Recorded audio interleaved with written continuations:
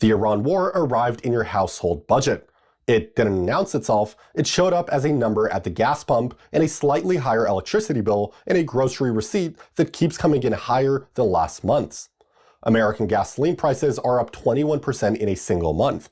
That is not a rounding error or a seasonal fluctuation. That is the Strait of Hormuz closing, oil crossing $100 a barrel, and the cost working its way through every supply chain that runs on fuel, which in reality is all of them.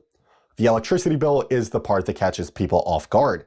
40% of American electricity comes from natural gas. Natural gas pricing is now linked to global LNG markets that are directly disrupted by the Iran conflict.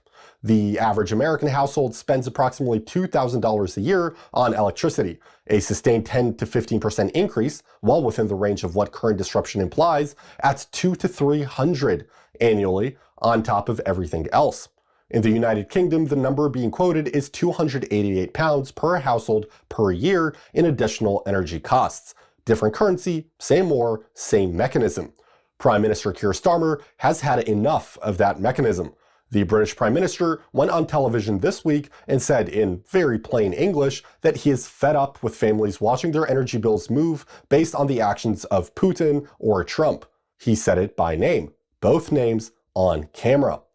This is not standard diplomatic language from a NATO ally. It is the kind of thing that gets noted in Washington and filed under problems to deal with later. Starmer also said Israel was wrong to strike Lebanon during the ceasefire, and announced that the UK would pursue closer economic ties with the European Union, accelerating a Brexit rethink that the energy crisis has made considerably easier to justify politically.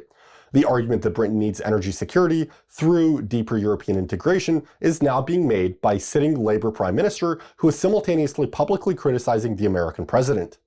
Reform UK, Nigel Farage's party, whose base cheered the Iran operation and remains instinctively pro-Trump, now has a very clear target.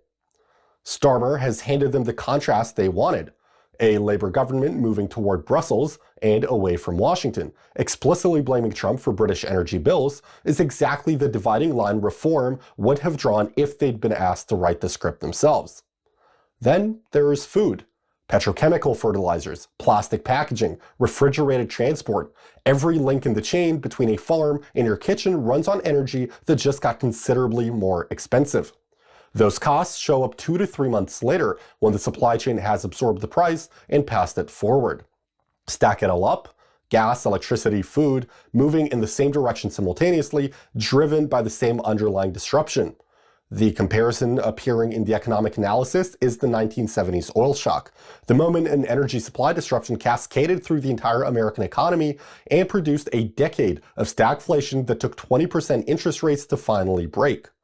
The difference this time is that the policy toolkit is already depleted. The Fed raised rates aggressively to kill post-COVID inflation. Those rates are still elevated. Cutting them risks reigniting inflation. Keeping them high risks tipping a supply-shocked economy into a recession. The 1970s shock arrived when interest rates had room to move.